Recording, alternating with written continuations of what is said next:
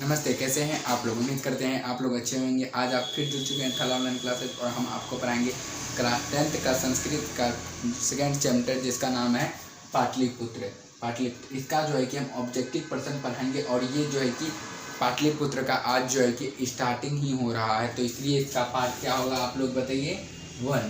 ठीक, तो इसमें जो है कि हम कुछ ऑब्जेक्टिव पर्सन, आपको पता होगा कि हम जो है कि बहुत से ऐसे हम जो है कि संस्कृत का जो है कि पहले हम ऑब्जेक्टिव बताते हैं तब जाकर हम सब्जेक्टिव बताएं, क्योंकि इससे जब हम जो ऑब्जेक्टिव बताएंगे वो ऑब्जेक्टिव आप दिमाग में सेट कर लीजिएगा। इससे जो है कि ये बुक पर्सन से जो हम ऑब्जेक्टिव बताएंगे ये ऑब्जेक्टिव आपका जो है कि 40 रहेगा, 40 में 40 जो है कि बुक से ही रहेगा।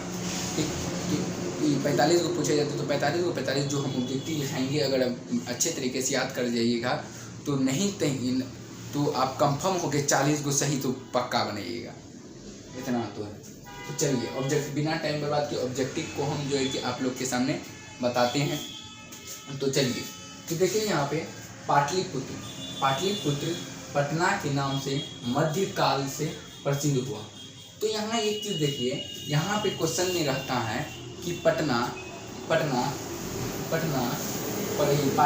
पटना के नाम से कब से प्रसिद्ध हुआ, ये क्वेश्चन रहता है।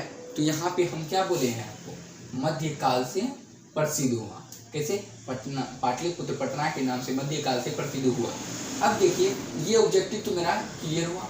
अब देखिए एक अगला ऑब्जेक्टिव है जो कि हम आप लोग के सामने अभी बताते हैं। तो ये अगला ऑब्जेक्टिव है। तो अगला ऑब्जेक्टिव, मेगास्थनीज ने कहा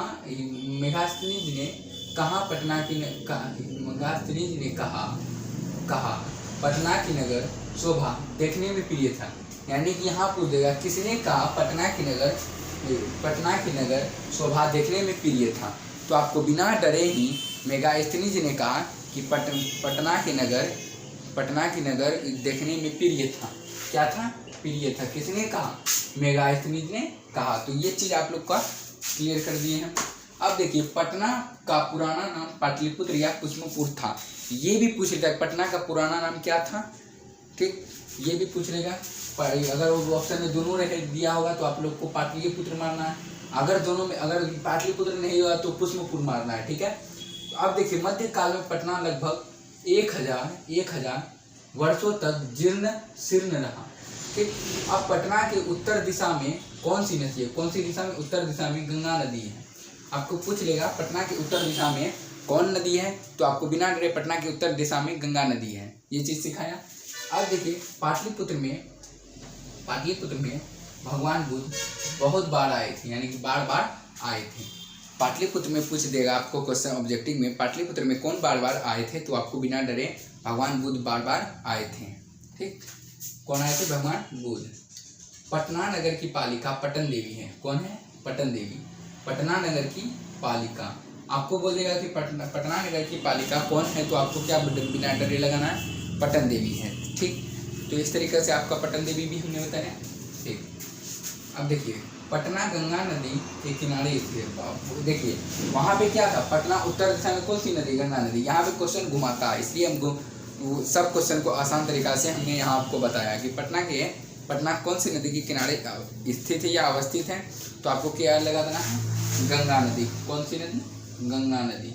ठीक, पटना में कौमुदी उत्सव गुप्त वंश में मनाया जाता था। पटना में कौमुदी उत्सव गुप्त वंश में, यानी कि कब मनाया जाता था, ये पूछेगा। तो कौन से वंश में मनाया जाता था, कब मनाया जाता था, ये सारी चीज़ पूछी जाती है। तो आपको क्या लगाना है?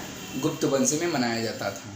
ठीक, अब देखिए ये चीज़ हो गया। अब देखिए मेगास्थनी पटना चंद्रगुप्त मौर्य के समय आए थे। ठीक, तो यहाँ पूछ देगा आप लोग को कि चंद्रगुप्त मौर्य के समय कौन आए थे? मेगास्थनी थी। या ये पूछ देगा मेगास्थनी किसके समय आए थे? चंद्रगुप्त मौर्य के समय आए थे। ये चीज़ हो गई आपका क्लियर, ये भी क्लियर हो गया यहाँ तक। अब देखिए पाटल पुष्पों के आधार पर पटना का पाटलिपुत्र नाम था।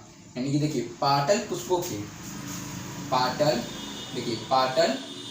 के आधार पर पटना का क्या नाम था, ये पूछ लेगा तो आपको क्या लगा देना? पाटलिपुत्र। अब देखिए बिहार की राजधानी, आप सिंपल भाषा में कमेंट कीजिए क्या है? पटना। तो यहाँ तक जो है कि पार्ट 1 में जो है कि संस्कृत का पार्ट 1 में हम जो है कि आपका जो है कि ऑब्जेक्टिव पर्सन जो है कि क्लियर कर दिए पार्ट 1 में। अब संस्कृत में और एक ऑब्जेक्टिव क्लियर हमको और इस कुछ ऑब्जेक्टिव है जो आपको याद भी रखना है। तो इस तरीके से देखिए, ऑब्जेक्टिव याद रख लीजिएगा ना तो सब्जेक्टिव ऑटोमेटिक बन जाएगा, इसलिए ऑब्जेक्टिव याद रखिए तो सब्जेक्टिव में भी आपको परेशानी नहीं होगी। और अब अगर उतारना है तो उतार भी सकते हैं। ठीक, तब मिलते हैं अगले वीडियो में, तब तक के लिए धन्यवाद।